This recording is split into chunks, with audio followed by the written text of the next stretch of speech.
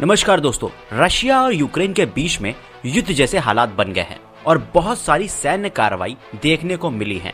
अब इसका असर नेपाल पर कैसे पड़ेगा, जो कि दुनिया के लिए खतरनाक होता जा रहा है। यूक्रेन और रशिया के बीच हो रहे इस युद्ध में नेपाल पर क्या बड़े असर पड़ने वाले हैं, ये एक बहुत बड़ा विषय बन चुका है और इसके असर दुनिया भर के हर देशों पर देखने को मिलने वाले हैं।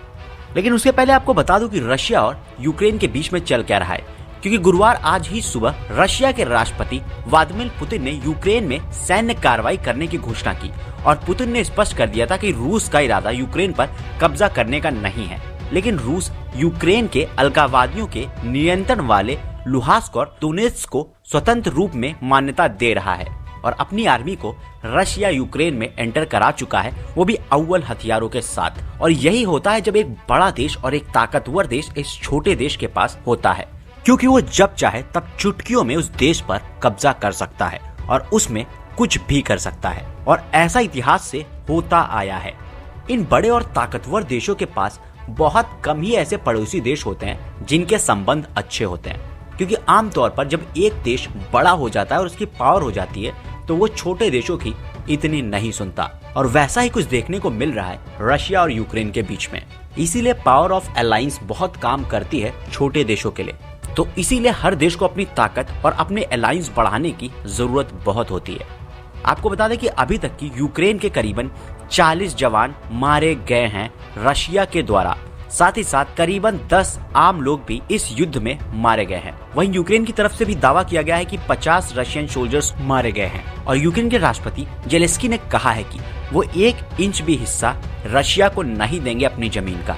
लेकिन यूक्रेन काफी ज्यादा कमजोर है रशिया के आगे, क्योंकि रशिया ने अपने 1 लाख से भी ज्यादा आर्मी को वहां पर उतार दिया है और रशिया के पास तो उन्नतम हथियार भी हैं, तो जिसका मुकाबला करना यूक्रेन के लिए ना के ही बराबर है। और इसी के साथ रशिया ने यूक्रेन के कई एयरबेस को तबाह कर दिया है, साथ ही साथ कई मिलिट्री ठिकाने को भी तबाह कर दिया है, उन पर कई धमाके करके, जिनकी तस्वीरें आपकी स्क्रीन पर हैं। तो अभी तक की यही अपडेट्स निकल के आई हैं यूक्रेन और रशिया की तरफ से। अब इनका असर नेपाल पर कैसे पड़ने वाला है। दोस्तों, आपको बता दूं कि रशिया सऊदी अरब के बाद सबसे बड़ा क्रूड ऑयल का निर्यातक है, यानी कि सबसे बड़ा ऑयल निर्यातक है।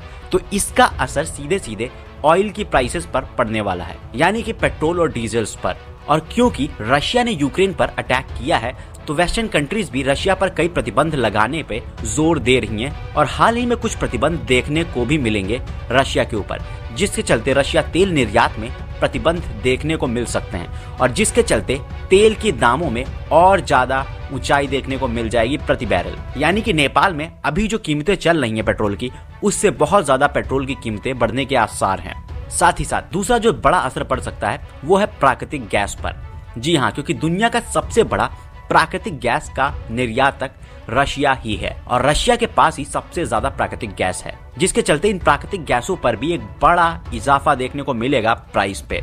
तो नेपाल में जो भी बिजनेस प्राकृतिक गैस का इस्तेमाल करते हैं उन पर बहुत ज्यादा असर देखने को मिल सकता है, क्योंकि दुनिया का सबसे बड़ा निर्यातक प्राकृतिक गैस का रशिया ही है। और साथ ही साथ पूरी दुनिया पर प्राकृतिक गैस की चीजों पर असर पड़ने वाला है, क्योंकि इनके दाम लगातार बढ़ने वाले हैं अगर टेंशन और बढ़ती रही और साथ ही साथ रूस पे प्रतिबंध लगते रहे तो।